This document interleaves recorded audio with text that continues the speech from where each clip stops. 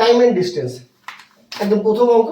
A man complete 30 kilometre of a journey at the rate 6 কিমি per hour and remaining half বা remaining part যেটাও 30 kilometre at the rate 3 কিমি per hour his average speed.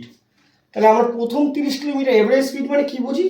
গড় গতিবেগের অর্থ হচ্ছে total অতিক্রান্ত দূরত্ব বাই টোটাল সময়। এটা আমরা জানি গড় গতিবেগের মেন ডেফিনেশন।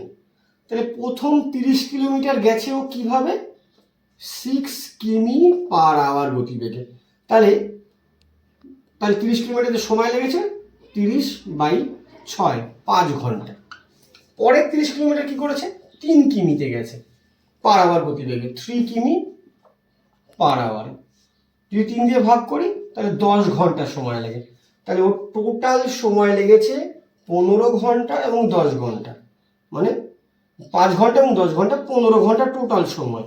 আর টোটাল ডিস্টেন্স 60 কিলোমিটার। তাহলে 15 ঘন্টায় যায় 60 কিলোমিটার, 1 ঘন্টায় কতটা যায়? 60/15 ইজ ইকুয়াল টু 4 কিমি পার আওয়ার হচ্ছে তার গড় গতিবেগ।